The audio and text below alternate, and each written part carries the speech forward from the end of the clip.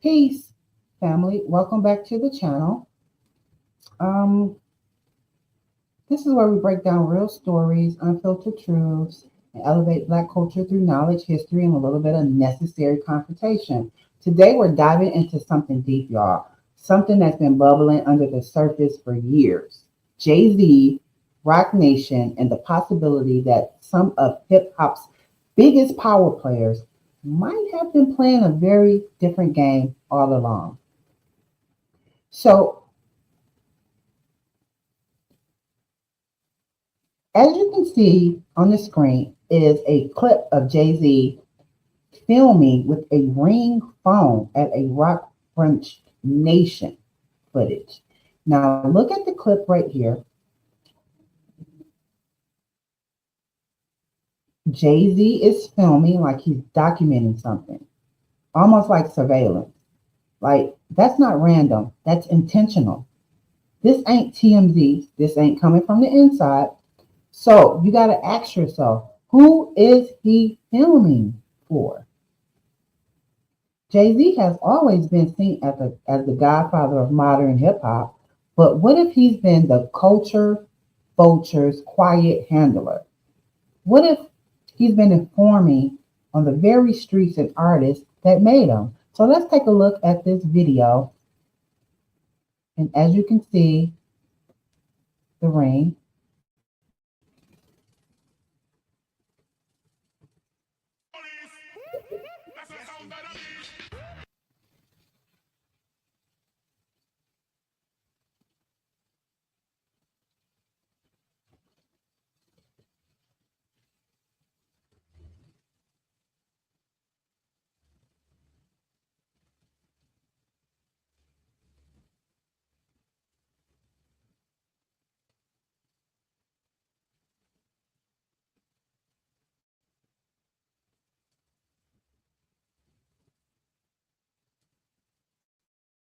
Interesting. So now I want you guys to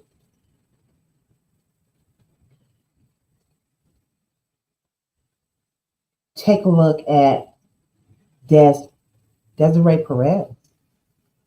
She's the Rock Nation CEO. She's been convicted for drug trafficking in the 90s. She was pardoned by Trump.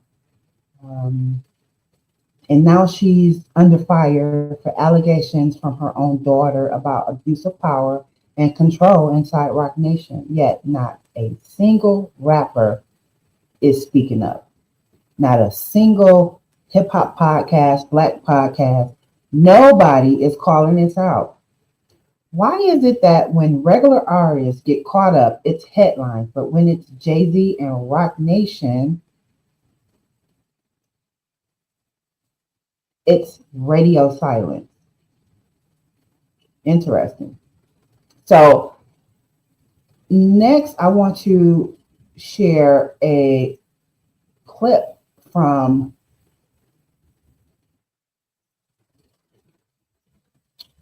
DMX, which um, he didn't just bark on tracks, right? And he's speaking about the industry abuse and being blackballed. And he barked at the machine. He told us straight up, if you're not with the booty bandits, if you're not compromising your soul, then you won't make it. And guess what? He was right. But back in the 90s, you guys, we didn't take these guys serious. We didn't know that they were being blackballed, pushed out, labeled as unstable. But maybe he was just telling too much truth. He said it. The game was rigged, and he knew who was behind the curtain. Now, I'm not saying Jay Z is the police, but let's talk strategy. His closest partners have long histories of cooperation with the Fed. Rock Nation artists are rarely targeted. The man himself moves like a politician. You tell me what that looks like. Meanwhile, young black artists stay getting locked up, profiled, watched, and their lyrics are used against them in court. Could Jay Z be helping feed the machine while keeping his own house clean? At the end of the day, this ain't just about Jay-Z. This is about protecting Black culture, calling out the gatekeepers, and making sure our voices aren't being sold behind closed doors. We got to hold everybody accountable, even our heroes. So if you rock with the truth, if you believe in integrity, if you're ready to keep unmasking the game, hit that like, share this with your people, and let's keep building. But DMX knew, and now we know too. So let's take a look at this clip and see what DMX is talking about. Now, you got issues with the industry. What's going down with... Oh, and I am just reacting to this video. Shout out to I forgot the name. I'll put the link in the bio. Peace. The industry, dog. The industry is full of a bunch of sucking, dick riding, bending over the desk ass nigga, straight up like that. Whoever don't like it, bring it, nigga. Bring it. I don't give a fuck. Bring it. Bring it, bitch. They got this new breed of rapper that's paying DJs to play their shit. Right. And, you know what I'm saying? They the record label executives, and it's like there's too much of that going on. Right. You know what I'm saying? Let me be me. Let me be the artist that I am and just play my motherfucking music. You know what I mean? Exactly. Now they want you all up under this, you know, sitting at the going to dinner with them and shit like that, and you know, all that favor for a favor shit. I don't get down like that. Look, I give you the music, you give me my money. That's it. A lot of the love I had for wanting to be a part of the industry is not there anymore. I don't even associate myself with the industry. You know what I'm saying? I'm not an industry artist. I'm an artist in the industry. I get a little uncomfortable. I get uncomfortable. Like he said something to me one time, a long time ago. He told me he'd take me shopping. I looked at him like, what'd you just say?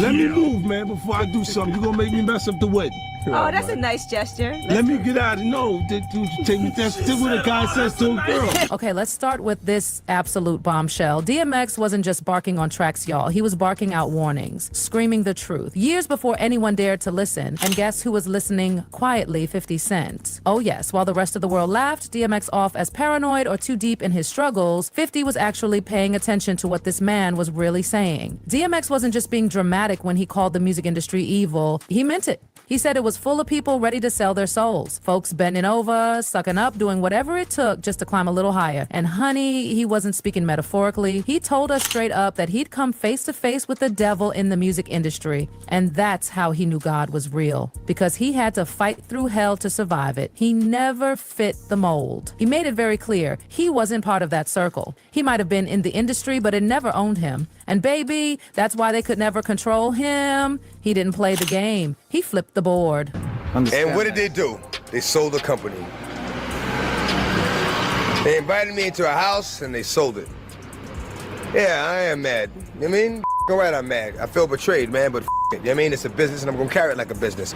But my music is still my fucking music. And you play my music, you play on my life. You play on my life, nigga, you're gonna disappear. You know what I mean? Yeah, things are definitely changing there, man.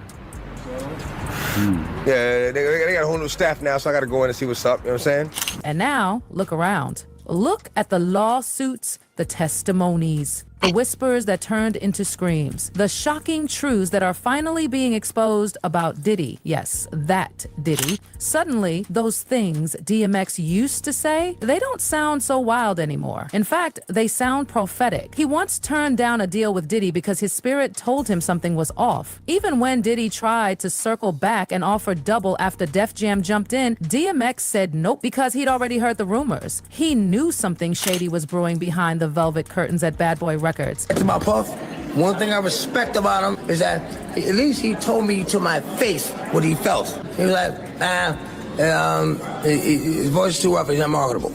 Maybe 3 weeks later when he found out I was getting signed for Def Jam, he was like, yo, I'll lace your pockets. I'll double what they gave you and lace your pockets. I'm like, If you didn't know what I was then, you just pretty much jumped on the bandwagon now. because if you didn't see the beast that I was then, I'm like, nah, I'm cool. So it's a legendary know. story. Like I told you, we sat down with Diddy, but he knew he wasn't going to sign with Diddy. He knew Diddy wasn't going to sign him. He knew in his mind that Diddy wouldn't want to take on problems right now. Yayo said that you were supposed to sign the Bad Boy. Look, they knew I was talented. They just looked at it and was like, I don't want all of the stuff that comes with it. The M stumbled over it, but he didn't know the trouble that came with it. Oh, yeah. You see what I'm saying? So I was like, yo, nah, this is perfect. Now here's the tea that's got everyone clutching pearls. When DMX said Diddy was raping his artists, most people assumed he meant financially, like stealing money or contracts. But baby, with everything we know now, with the lawsuits, the testimonies, the leaked footage, people are starting to realize maybe X meant it exactly the way he said it. No Hey, yo, I'm telling y'all, we had no clue that Diddy was like this. metaphors, just cold, chilling truth. DMX told us about Diddy. DMX was known for talking out about how wicked the industry actually was. He talked about how the industry would basically unalive people because they made more money off of you than alive. One thing that stuck in my mind is the fact that DMX said that he never saw Biggie smile until he passed away. He explained that you would always see happiness in a person's smile or even in their eyes, and he literally didn't ever see that from Biggie until he was in his casket. In the same interview from a long time ago, he talked about how Diddy would rip off his artists and steal their publishing. I never saw Biggie smile until after he died. And the Hypnotize video came out. You know, Hypnotize. I was like, oh! Like a smile brings a whole other light to your your face. Like, I mean, it's kind of hard to explain. I'm really good words, but it's hard to explain what a smile does for a person. Because you don't just smile with your mouth, you smile with your eyes. Like, like a true smile can be seen even if a person is covering their mouth. Well, locks got signed before I did. Even though I bought the locks to our riders, they got signed. They were a safer group. Pop signed them. And it was a blessing and a curse because they were sure they were happy about getting signed first, and they were on the Benjamins and shit was going.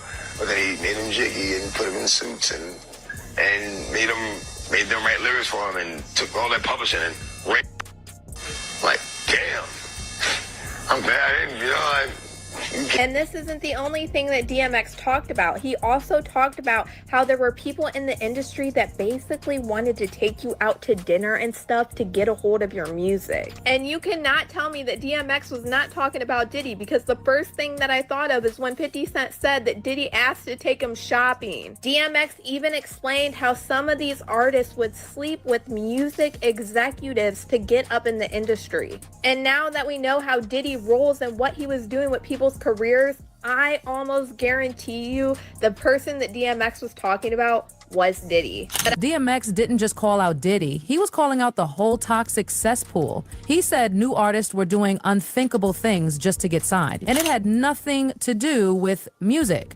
There were whispers, now echoing loudly, about artists doing certain favors behind closed doors just to get their songs played, and somehow Diddy's name kept popping up in those same whispers. Coincidence?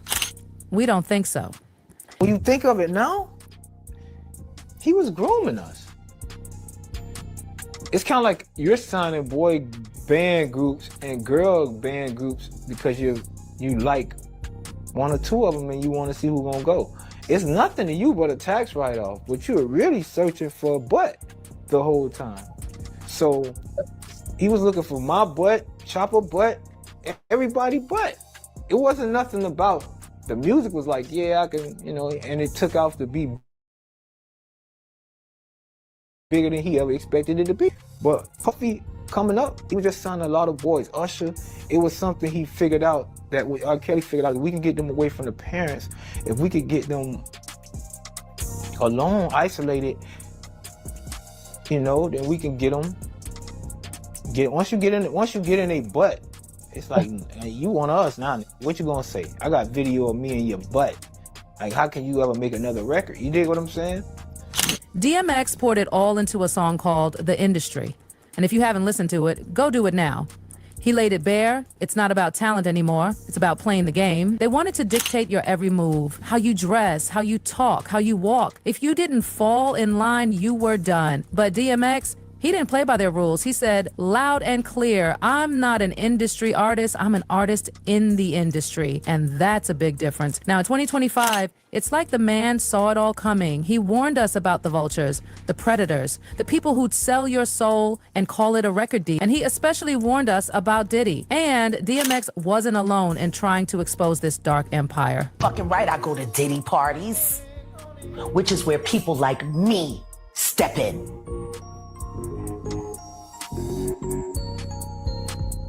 to walk motherfuckers out.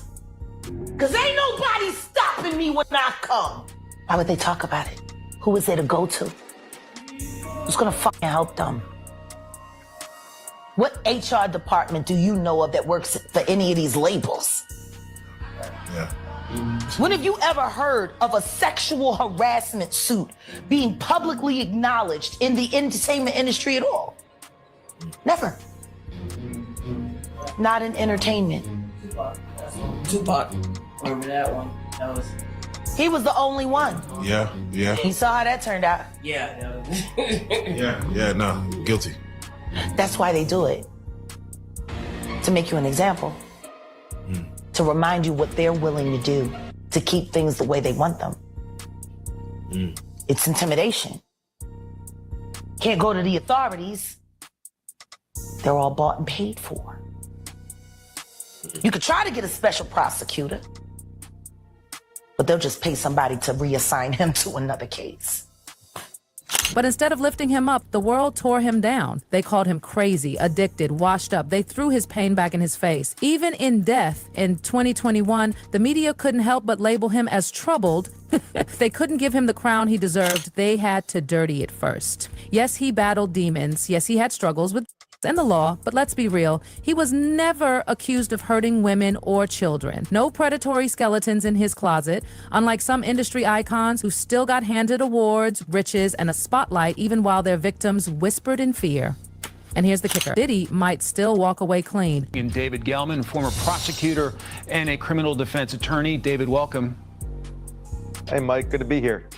So in week 2 of testimony, jurors heard from a dozen witnesses as prosecutors try to prove sex trafficking and racketeering. What are your expectations when court resumes tomorrow? It's going to be really interesting tomorrow when Diddy's third or fourth assistant takes a stand, and she's going to actually corroborate Kid Cudi's testimony from last week, where he said that Diddy and another associate of his bombed his Porsche. Her too. The defense questioning Nash's. So yeah, that's majority of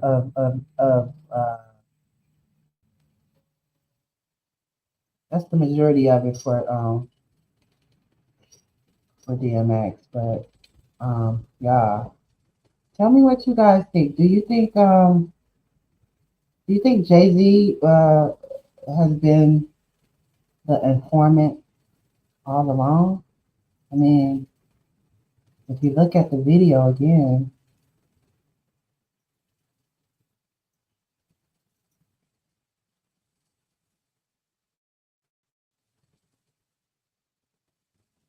look at that ring. It looks like a camera. So, at the end of the day, like I said, y'all, this ain't just about Jay-Z. It's about protecting Black culture, calling out the gatekeepers, making sure our voices aren't being sold behind closed doors. We got to hold everybody accountable, even our heroes. So if you rock with the truth, if you believe in integrity, and if you're ready to keep unmasking this game, hit that like button, share this with your people, and let's keep building. DMX knew, and now we know too. So love yourself, love your people, and never stop asking questions, y'all. Until next time, stay woke, stay free, and stay Black.